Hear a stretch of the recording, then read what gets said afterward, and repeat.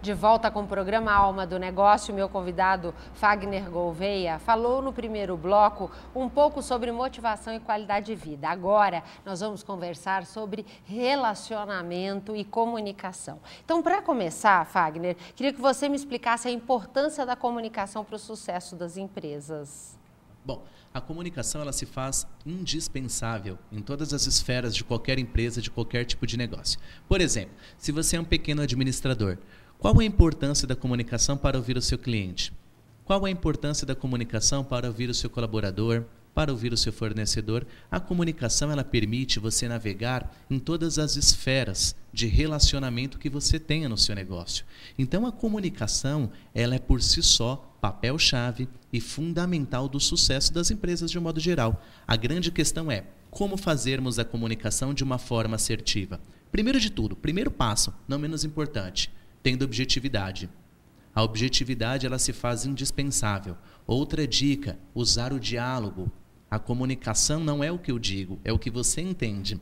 Então, pedir ao funcionário, ao colaborador, o feedback, a devolutiva de algo que você disse, para saber se de fato a comunicação está sendo concluída de forma assertiva. Olha só quantas dicas valiosas. Nós temos aqui a mensagem do Alex Freitas, lá da Paraíba. Ele está assistindo o programa e diz que sempre traz boas dicas. Alex, eu que agradeço a sua participação, muito bom receber sua mensagem. Espero que a gente esteja contribuindo e que você esteja gostando desse programa. Então, agora você trouxe a questão do diálogo, e é muito importante saber o que o outro entendeu, tá certo? Sem dúvidas. Agora, o que fazer? Como eu vou adivinhar se o outro está entendendo exatamente aquilo que eu quero dizer?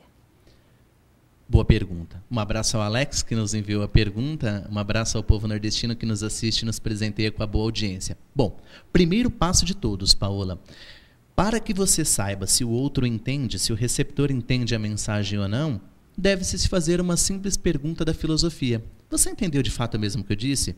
Pode repetir, por favor? Claro que de uma forma aberta, doce, cordial, humilde. O outro não vai se sentir ofendido em ter que repetir o que eu disse. Então, ao fato em que você, e ao passo em que você pergunta se foi entendido de fato, você já está ali matando e eliminando qualquer ruído de comunicação.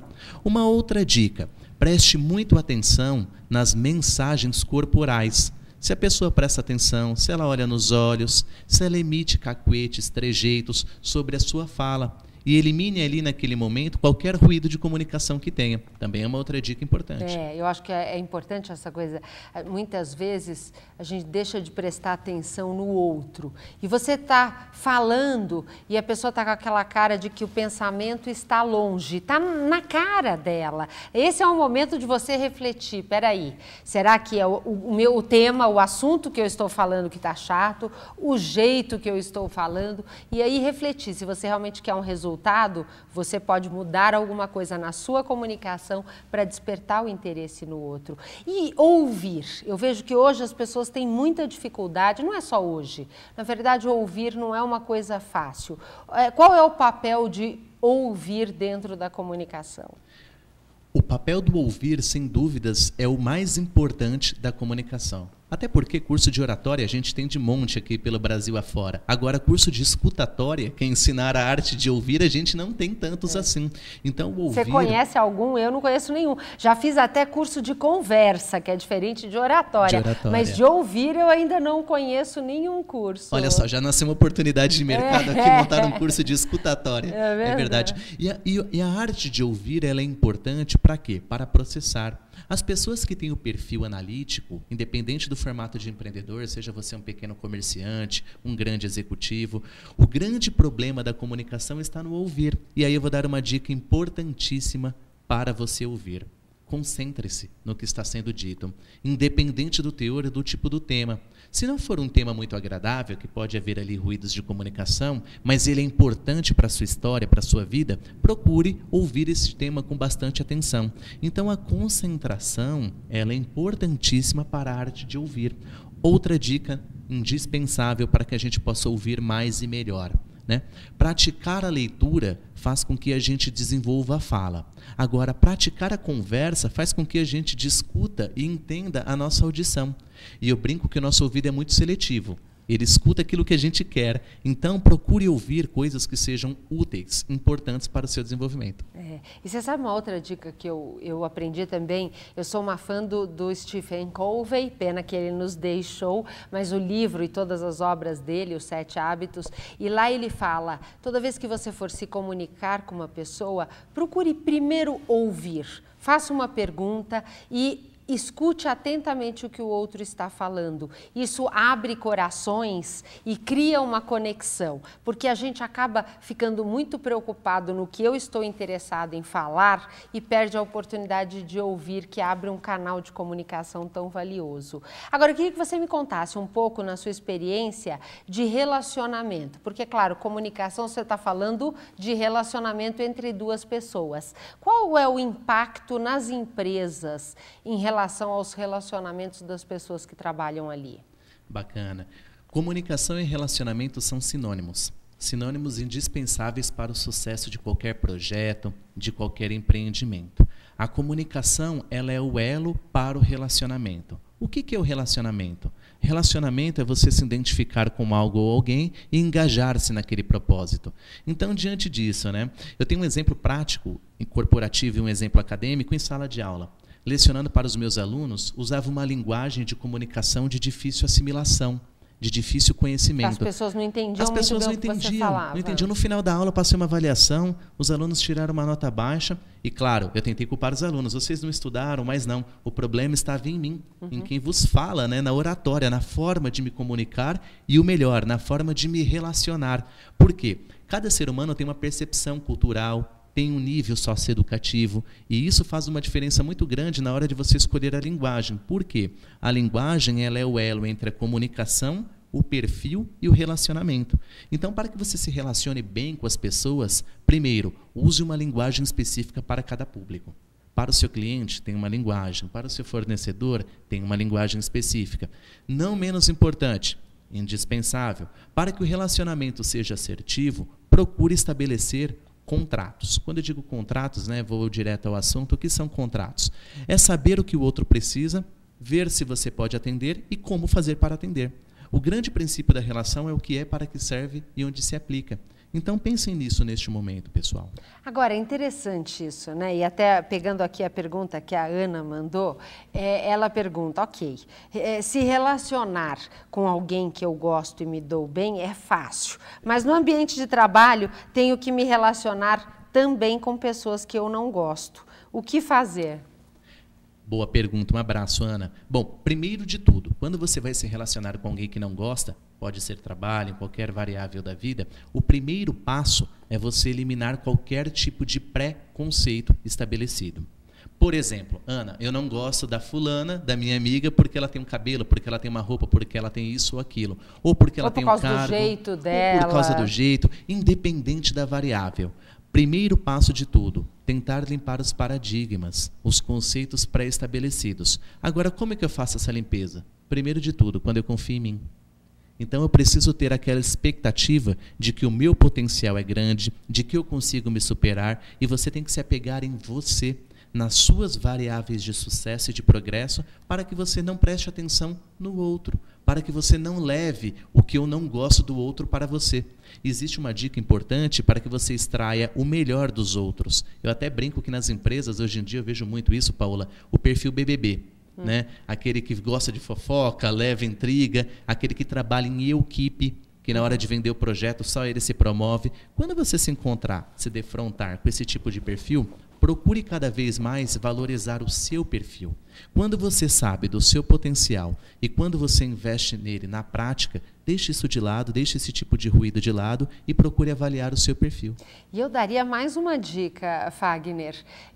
Já dizia Jung que quando tem algo no outro que está me incomodando, isso pode trazer uma reflexão riquíssima sobre você mesmo. Porque normalmente a gente se espelha no outro. É mais fácil ver um defeito no outro do que em si próprio. E normalmente a gente enxerga no outro aquilo que inconscientemente está incomodando em mim, mas é mais fácil ver no outro. Então, que tal refletir sobre isso? O que te incomoda nela ou nele? Será que você não tem algo parecido e, no fundo, ainda não está consciente disso, mas tem essa possibilidade, quem sabe até pode trazer essa reflexão. E quando a gente fala em feedback, a empresa hoje se usa muito. O que é feedback dentro das empresas? Como isso é usado? Bom, feedback nada mais é do que uma avaliação, uma devolutiva que seja o RH, o líder, dá para o seu colaborador. Isso pode variar de 3 meses, 6 meses, depende do porte, do perfil da empresa. E o feedback ele é importante para você praticar diariamente. Se a comunicação é a arte de falar, né, o feedback nada mais é do que a arte de entender o que foi ouvido. Então, olha a importância do feedback no processo de desenvolvimento da comunicação.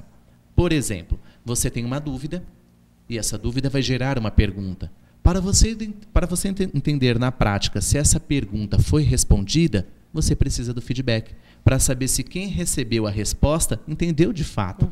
Então, o feedback ele é importantíssimo nas empresas para o alinhamento de projetos. Hoje, as organizações elas vivem de uma forma muito dinâmica e os projetos eles acontecem na velocidade da luz, o que pode gerar cada vez mais ruídos.